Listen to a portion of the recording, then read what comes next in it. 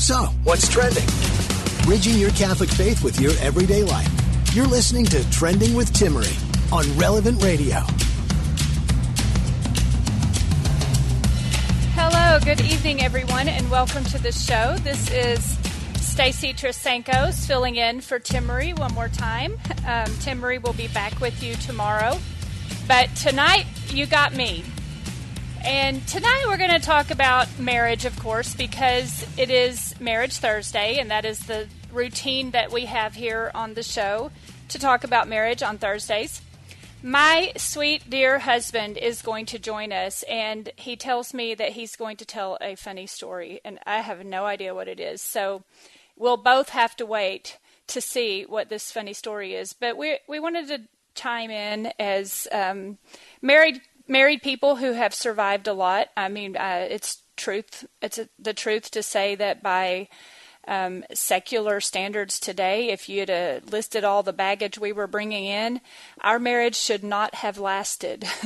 Because I'm a convert, and we made it though. We made it, and absolutely we made it because we turned to the teachings of the Catholic Church. We returned to the sacraments. We kept the faith. And we did a lot of work on ourselves. We didn't just say, hey, I'm going to carry this cross and suffer. We did, but we made it. So he's going to tell you a funny story about us making it. But because it's also National Marriage Week, the USCCB has declared that it's National Marriage Week. And I guess because we're leading up to Valentine's Day. But it's what are the days? February 7th to February 14th, which is why I thought it might be related to Valentine's Day. But this is the week that we're in. So it's National Marriage Week USA on the same, and today is Marriage Thursday on Trending with Timmerie. And my husband's going to join us. There was something that the USCCB was recommending about having a date night. And I said to Jose, because I do most of the talking in the relationship, bless his heart. But I said to him, we have a whole history of how to do date night because we've had to get pretty creative at times. And one of the greatest joys of surviving marriage, 18 years and more, is that your two becoming one sort of becomes this shared stories that nobody else in the world gets but the two of you. And it's really great. So Jose will be here later. Also want to talk about, to pick up on a theme from Tuesday about shopping, because shopping is really great. And I love coming on this show and talking about that, because this is not something I write about. If you read the things I write, I'm writing about faith and science and sometimes about motherhood. But I put a lot of, Jose can tell you, I put a lot of thought into shopping. I love shopping. I'm very careful about what I shop for. I thought online shopping was the greatest thing since bread, any kind of bread. I thought it was great because I didn't have to go anywhere. And I could stay home. And then, I had to wait, but it was kind of like birthday, because you get presents in the mail that you sent to yourself, and or for your kids or for whatever. But it's fun. And there's an article about, it's titled, at The Guardian, is titled, "I thought buying things would make me feel better. It didn't. The rise of emotional spending." So I want to just dive into this topic, because I'm sure that you have, if you're not all the way into doing that, it's something I think a lot of people are struggling with during COVID-19, because we're home with our phones all day and we can buy things easily, and it can be addictive. So I have a few, let's just confront that, and you can be thinking about what advice you have for yourself and the people around you, and I'll share some of my thoughts with you as well.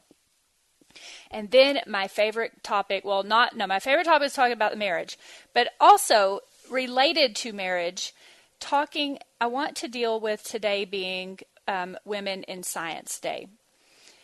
It's trending on Twitter. Lots of people talking about women in science, and I kind of cringe about stuff like that, because there's a lot of comments like, if boys can do it, girls can do it better. It's not saying exactly that, but kind of that tone, and I really don't like that. I don't think it's helpful. So another one of these topics I want to dive right into, but as it relates to marriage, I was reminded today of a young woman from Cornell who was a PhD student studying biochemistry. And she wrote to me a few years ago, and she said, is it lab or the love? Or love? Is it lab or love? She was referring to this dilemma that young women have about science, young women who want to pursue science and study science, and they have this dilemma because they think they have this choice to make. Do I throw myself into my science studies and wait to have a family, or do I have a family, which means I'll probably work to get my PhD and then it'll all be wasted? And she was asking me about it because I got a PhD in chemistry. Then I tried to live a good life, couldn't, realized I needed more than science, found God, prayed to God, met my husband. That was an answer to prayer. And he led me into the Catholic Church. And then I realized that science was born of Christianity. I was literally like doing cartwheels and sobbing at the same time because I was so happy that my whole life fit together. But I left my career. I did leave my career at DuPont, which was like, I thought, the greatest pinnacle of my whole life. I just walked away from it to have babies and stay home. And then 15 years later, here I am, executive director of Bishop Strickland's Institute. So the point is, the advice I gave her, which we'll get into later, you can have both, but what you really got to do is work with the people in your life every day and practice prudence and ask God what is His will and chart your own course. Like I said the other day, solve your own problems. But I had some things to say to her. I was thinking about that. Women in science. I want to offer some balance to the things that are being said out there outside Catholic circles because we need to add the fullness of the truth into this thing they're talking about. So getting back to the marriage thing, I want to go back to date night. What do you do about date night? And I understand, let's see, I think Jose is here. Are you here, sweetheart? Yes, I am. There he is. He has such a good Hello? radio voice. Hi. So, you have a face for radio, too. Thank you so much for joining us on the show tonight, dear. He's upstairs. Thank you so much for joining us. But seriously, it's National Marriage Week, National Marriage Week USA from February 7th to the 14th to have, to hold, to honor by the USCCB and partnered with For Your Marriage group that helps Catholic couples do things to deepen their bond. And one of the things they are suggesting right now, and especially in this time of COVID, everything's in this time of COVID, having a date night. And that is something I feel like Mr. T and I mastered quite well over the years, wouldn't you say? I'd agree with that. But before we go any further, I want to offer a correction. I did not lead you to the Catholic Church. I stood beside you, and you took it from there. Well, I ask a lot of questions. But, well, yeah, I have this thing I do when we're in the kitchen. I sort of grab him by the collar and push him against the wall. I'm like, you've got to tell me these answers. I need to know. And he would be like, just pray, honey. Just read the catechism, honey. And he was very patient. But Jose, like, I'm really proud, like looking over our life, I'm really proud of the way, because there were times in our life when we had a baby and a toddler, and I was pregnant, and we also had 2 teenagers that were my older children, and so we had a lot going on. And there was a time in our life when we went on a date night I forget what night it was. We went, but we had a babysitter come Wednesday. over, and it cost about $100. By the time it was all said and done, it was like $100 a week, and it was expensive, and it was worth it because he would take me to my favorite restaurant and buy me my favorite dessert, and I was pregnant, so I would eat a lot. But we refined that technique, I think. So tell. I'll stop talking. See, I talk all the time. Tell the audience what we do with date night, what we did over the years? Well, we've kind of expanded date night into, we've taken the purpose of date night and worked it into our daily routines. One of the things that we do, and it's not really date night, but it's something that we do every day, is we have coffee together. And, we do that in the morning. I get up a little bit before she does and make the coffee, and it's ready whenever she gets up. And we pour our cups of coffee, and we talk about what happened the day before. We talk about what we're thinking about now, and we talk about the day ahead. That's a great way to start the day. It gives us an opportunity to connect, to be aware of what's on the other one's mind before anything else gets in the way. I think that's pretty consistent with what you want out of date night. But and we used to go every Wednesday night. We used to go to dinner, and we would talk about the restaurant that we would go to, what we were in the mood to eat, we planned it and looked forward to it every single week. And we did the same thing on date night that we do when we have our coffee in the morning. Just cost less than $100. Well, yeah, coffee's a lot cheaper, but I need 3 cups of coffee just to start my heart. Yeah. Excuse me. But I guess that's really the important thing to do. I would do my best to listen to what Stacy had to say and what was on her mind.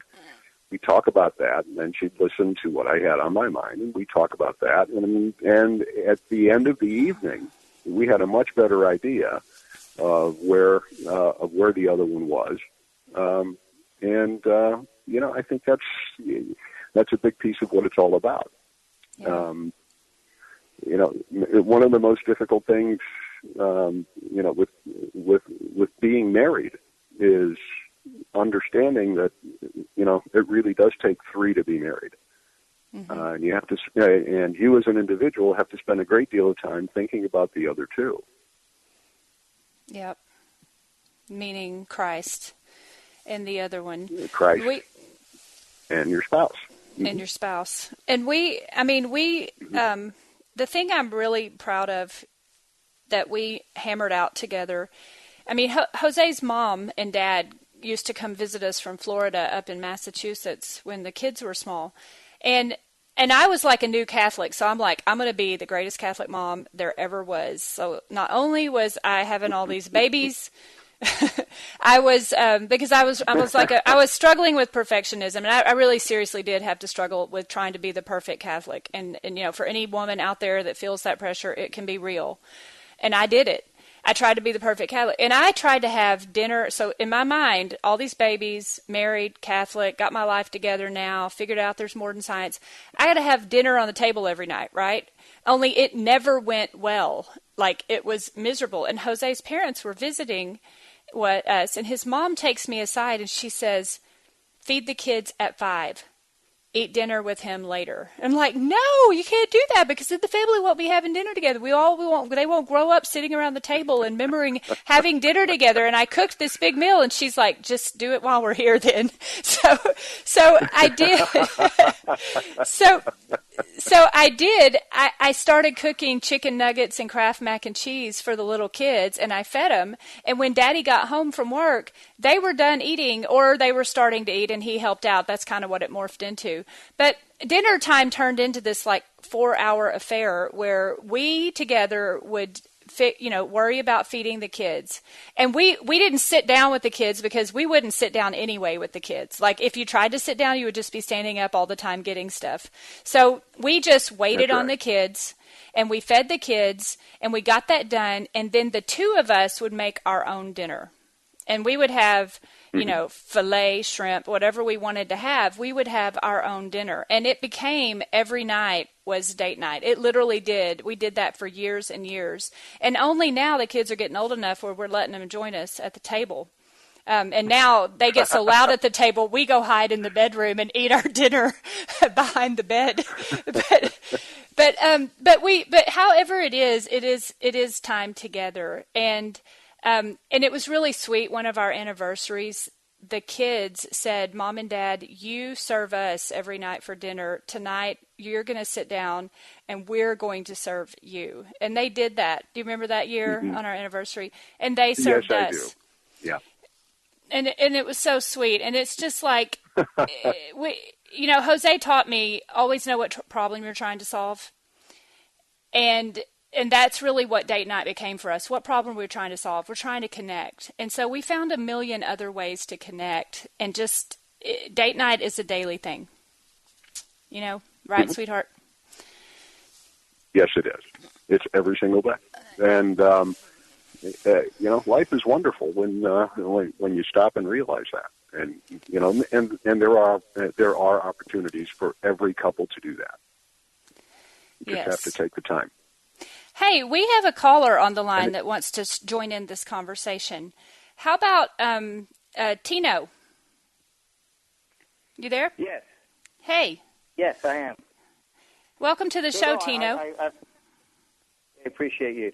Thank you. No, we're talking about some of the stuff that it takes in marriage, and I appreciate what Jose's been saying too. But sometimes, do you feel like when you give up your job at DuPont that it was a sacrifice, or you just did it out of just doing it for your family? My thing is about sacrifice. Yeah. Sacrificing for what? Like when there's certain times I lost a job during our marriage, and it took me a little while to get back on track.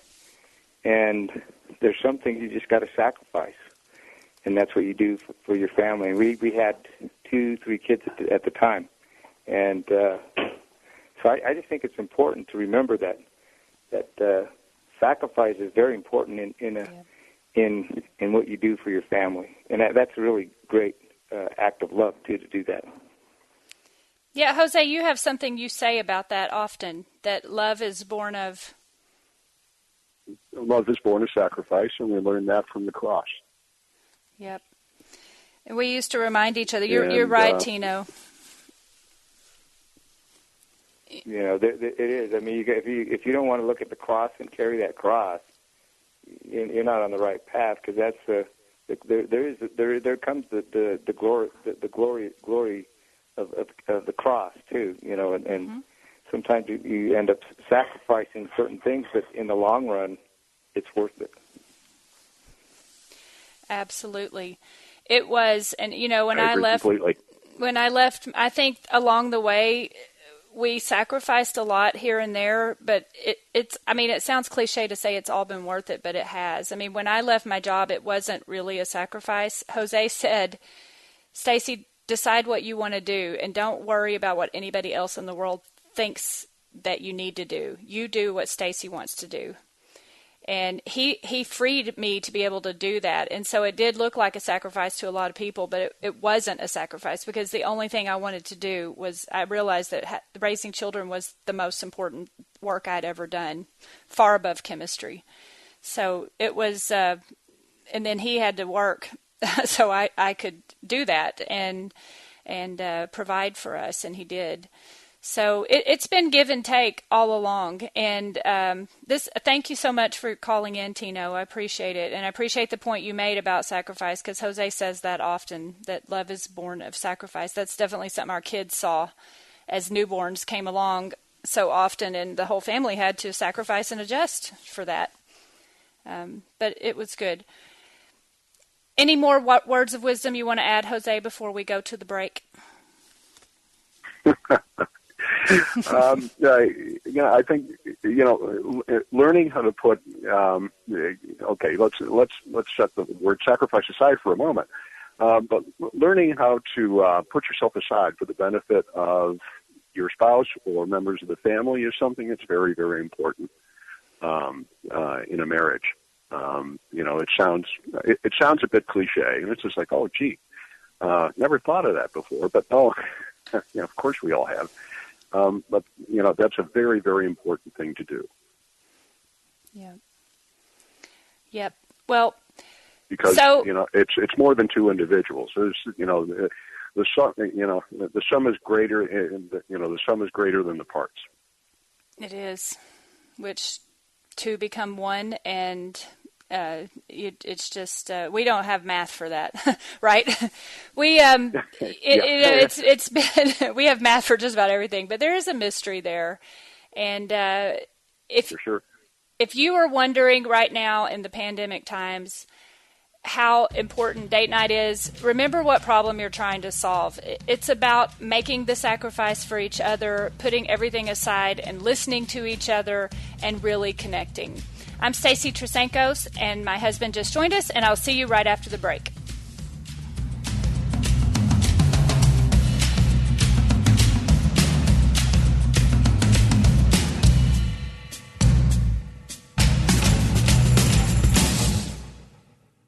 Catholic Order of Foresters is proud to sponsor the Relevant Radio Studio line. For information about employment opportunities and flexible premium life insurance plans, visit relevantradio.com/Forester. So, what's trending? Bridging your Catholic faith with your everyday life. You're listening to Trending with Timmerie on Relevant Radio and the Relevant Radio app. Hello, welcome back to the show. This is Stacy Trasancos filling in for Timmerie. She'll be back tomorrow. We were talking before the break. If you're just now joining us, you missed my husband, Mr. T, who I've called him that on social media for years.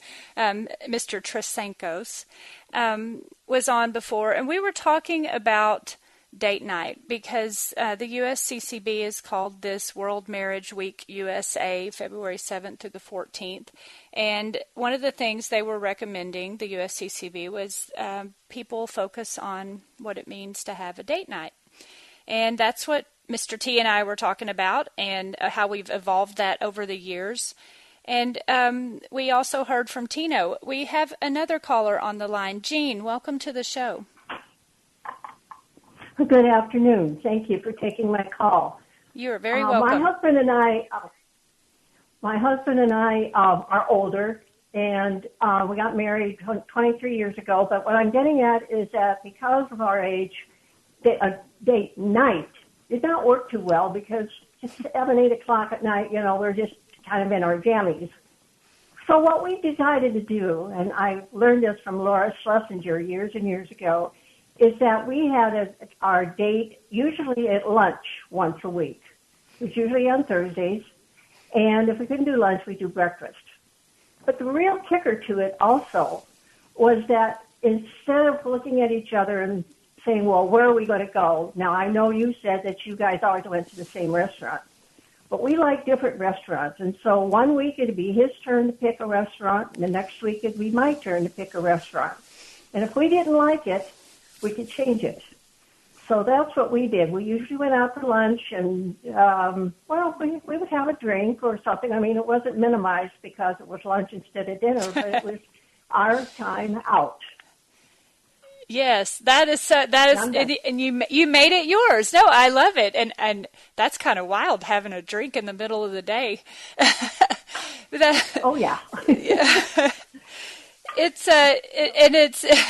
day drinking. But that's really neat that you made it what you needed it to be. And I mean, what are your best memories of doing that, Jean? Got a good story? Oh, well, I guess I do have a good story because we went down to the Dana Point Harbor, and the restaurant overlooked, Jolly Roger overlooked the wharf where people would pull in on their boats and come up to the restaurant. Well, we're looking out the window, and there's this other couple getting into a small rowboat type of a thing. And so he helps her in, and then he is still standing on the wharf and hands to her his camera. Well, she misses. The camera goes into the drink.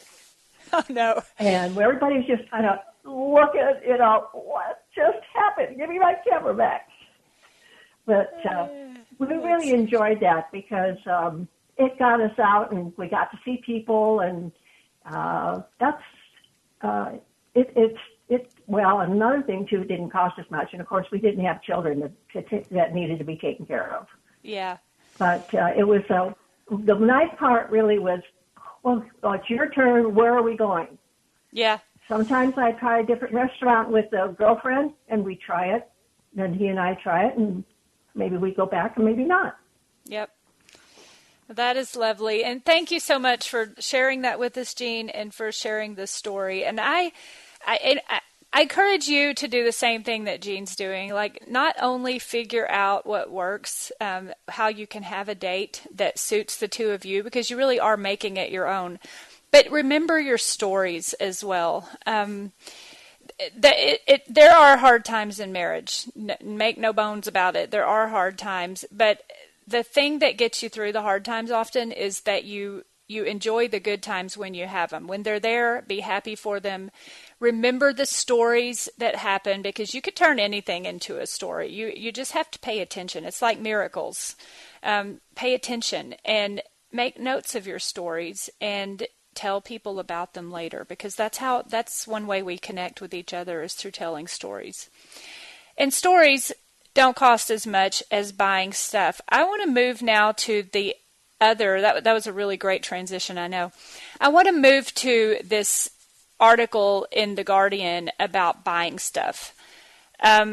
Because if you're not, just to get down to the basics, I find, anyway, for me, I tend to buy more junk when I'm trying to fill a void that I'm not dealing with emotionally that I should. And it could be something, that when there were times of trouble in our marriage, I bought a lot of stuff, because I get a little dopamine rush or adrenaline rush when I would push that buy button and know that my brand new jeans are coming in the mail in a few days, or my new purse, or my new face cream, or whatever it is I was buying. And I even did it when our girls were small. I would shop on eBay. I would watch auctions. Remember eBay auctions?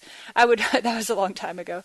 I would watch all that, and I would watch sales, and I got to know when certain stores had sales, and it did at times go beyond a healthy way of acquiring the things we needed, because I ended up just having stuff coming. And that's what this article is about.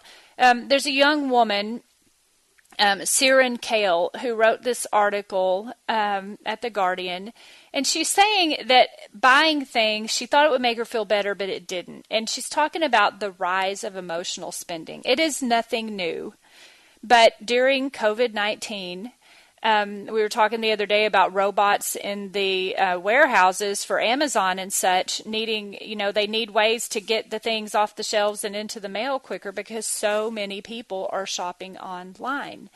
And now there are studies being done about the effects of this, because COVID, one of the points the article makes is COVID-19 hasn't affected everybody the same.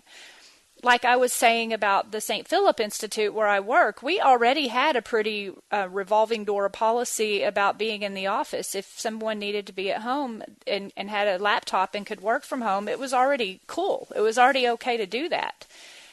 Because I stayed home with my kids for 15 years and started writing and teaching online, and I just naturally knew that you can do work wherever you are. It's more about fitting it all into your life. So people who were doing that, like the employees at St. Philip Institute, didn't get hit as hard by COVID-19. People who have jobs that allowed them to work from home, because not every job is, like that. Two of my daughters work at Dairy Queen. There wasn't any working at home for them.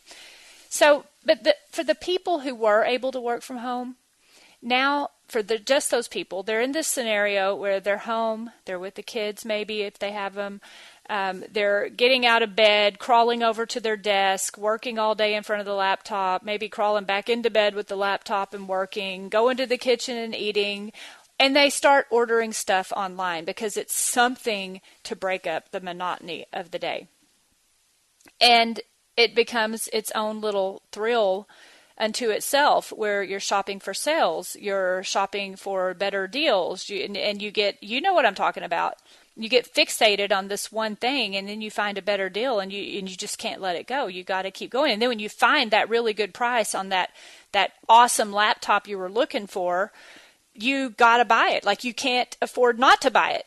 And you think you have to have it, and you get that rush. You could be like brushing your teeth and click and buy at the same time, and boom, you just like had that power and you did something. And then the other part happens where the packages start showing up at the door, and you got gifts.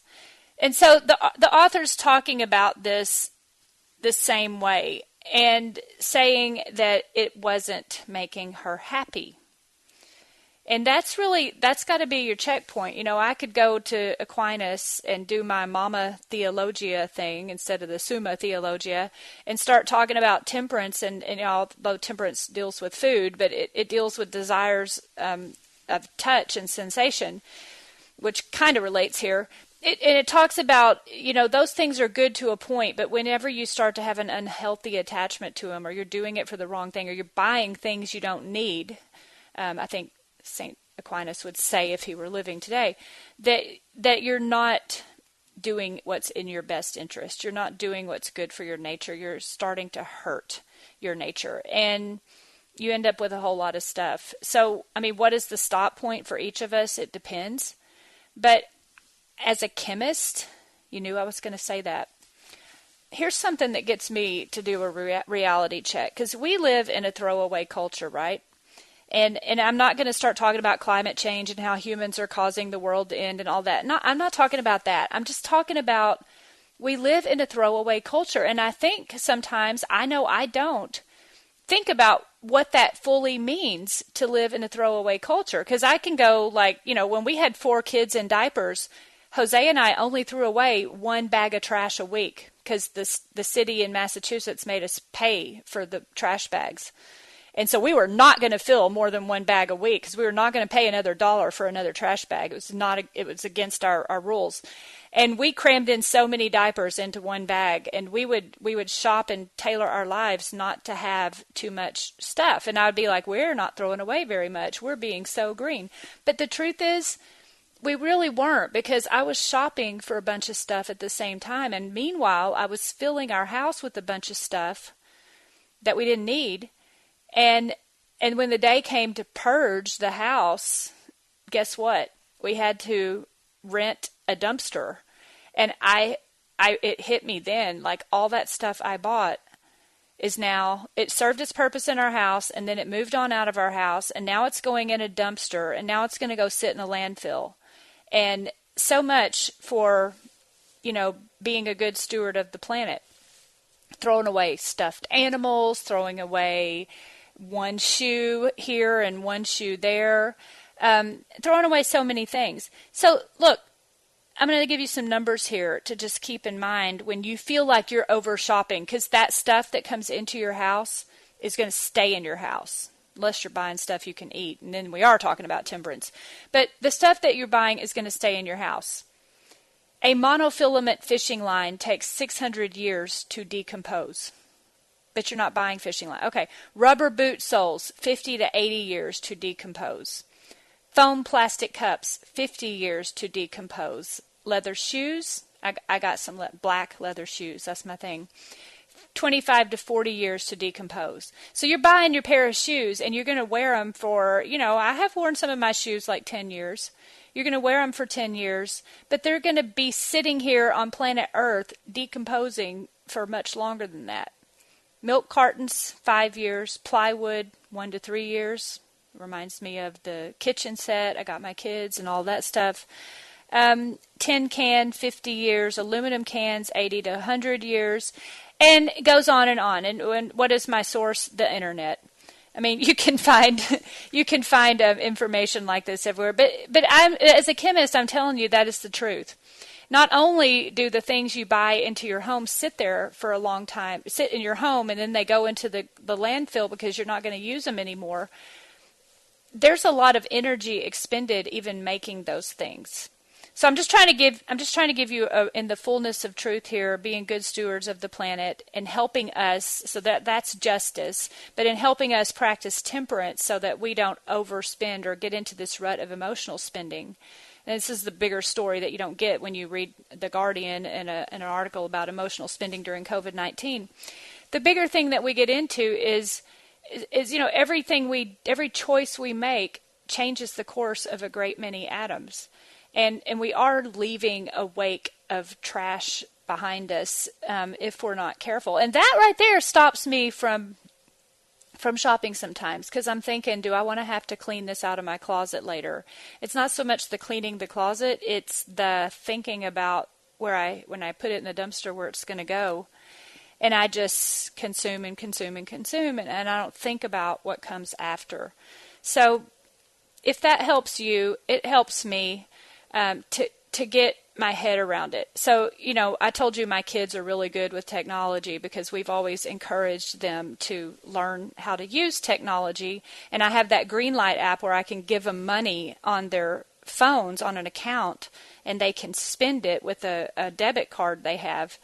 My kids are like, hey, Mom, I get it. We're not supposed to buy a bunch of stuff. No throwaway culture. We don't want to have to dust a bunch of stuff. You know what they do? They buy video games. So maybe that's a good lesson there. I don't know. They buy Bitcoin stuff on video games so they can have more power than the next person. And hey, it gets them to clean the blinds and pick up the dog poop in the backyard and vacuum the kitchen. So they have taken, and I'm fine with that because there's money being exchanged and chores being done, and there is no stuff coming in and out of my house. So whenever I say I'm pretty okay with my kids using technology, that's part of it. See how it all fits together. So I think that's something to think about, though.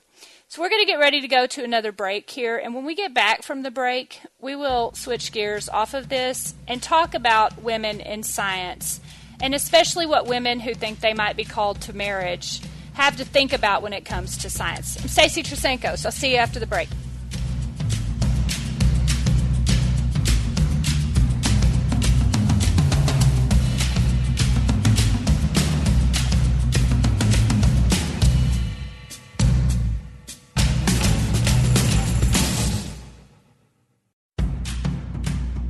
Bridging your Catholic faith with your everyday life.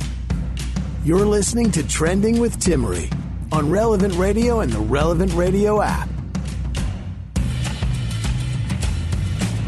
Stacy Trasancos here, filling in for Timmerie. She'll be back tomorrow. For tonight, we were talking about marriage, and if you missed that segment with Mr. T joining me, I encourage you to find the recording of the show later on the Relevant Radio website or the app, and give a listen to that about date night. I'm going to close the show out tonight talking about a subject I honestly could talk about forever. I have a lot of thoughts about it. I was even going to write a book at one point, and I probably need to get back to that, about women in science. So it is Women in Science Day. Patrick was telling us over the break that on Jeopardy, they've even had a woman scientist on asking the questions on a certain category every night for the whole week. And so there's a lot of chatter on social media and the internet and other media about women in science. And so the point is to hashtag women in science on Twitter. And the point is that, of course, just what it sounds like, trying to honor the fact that women can be scientists. And of course they can. And I, like I said earlier in the show, I wince a little bit because I don't ever really like when there's just focus on women about something, because usually that's followed with there's a meme actually on NASA's Twitter account that has a woman with a pencil, doing calculations, and it says, girls are capable of doing everything men are capable of doing. Sometimes they have more imagination than men. As I always, I guess, try to do is apply current issues in the light of our faith and shine the light of truth onto what's going on. There's a lot more that can, it's not just, it's kind of sad if all you're thinking about is, hey, I'm a woman, I can be a scientist just like a man can. That's not the reason. And it is probably the reason I study. I thought science had all the answers, but I remember writing in my diary in my 20s, like, when I got a raise at the bookstore where I was working. I'm surviving in a man's world, because that's what my culture told me. You got to do everything a man can do and do it better. And I did. That was part of my calculus in deciding to study chemistry. It wasn't everything, but it was part of it. And, when we study it this day, I want to talk about another problem that is real. It's real. A young woman from Cornell who was a PhD student at the time, I'm sure she's graduated and got a job now or doing something else. Maybe she's married with kids. I don't know what she's doing now. But she wrote me with a question that just cut at my heart, because she described a situation at her parish where the college students got together, and most of the friends that she had there were also young women studying science. So they're in STEM careers, as we say, the STEM. And they talked a lot, she said, and that she was writing me to ask me about it because she knew I'd left my career at DuPont to raise children. And she wanted to know my thoughts from the other side, like somebody who's lived through it already. How do we Catholic women who are studying science in college and want to be scientists, is it the lab or is it love? Like, how do we pick? And she asked me if I could comment on it. I ended up writing an article for Catholic World Report about it, because this is a faith and science conflict really that doesn't get much talking about. Here's the situation she described. You've got young Catholic women that decide they love science so much. I mean, any of the ones that were ever in my chemistry classes, they heard this from me all the time. Science is the study of the handiwork of God. When you're trying to break your pencils because those calculations are hard, it's God's fault. It's the beauty of the universe that things are so quantifiable that we can even write equations. And so if you're studying science because it's the study of the handiwork of God and you pursue a STEM career, what do? It seems like our society tells the young women there is this false dichotomy, that you either have to wait to get married and have children so you can put all of your time into your science career, or you're going to go and study science and get your PhD and work a few years and leave your career, which I did. I worked 5 years at DuPont before I left. And so when you're a young woman and you're going to do a PhD program or any graduate program, and you think, what's it all for? People told me this, you're throwing it all away. And I didn't see it that way. But it's something the young women looking forward are wondering about. Like, should I even pursue science if I'm going to want to raise a family? And how can I do both? And there is something there that we don't talk about much, that the young women do have to face. And I just want to put it out there because it is part of the problem. That if secular culture is saying you have to put off kids or limit the number of them, when the woman's making that decision, they don't have the same scenario in front of them that men might. This is just a fact. It is not reasonable. I know women think this way, even if men don't. Women think this way, that it's not reasonable to say, well, I'm going to pursue a science career and I'm going to get married and my husband's going to stay home and take care of the kids. That's my plan. Because if you go out there and that's your plan, you're going to have a hard time finding a husband. That's what we think. I'm not saying there aren't men who would totally sign up for that, but that's what we think. We say that our first thought isn't, I'm going to let the man take care of the kids so I can go work on my science career. I want a family. I'm going to marry a man that's going to tend the house and the children.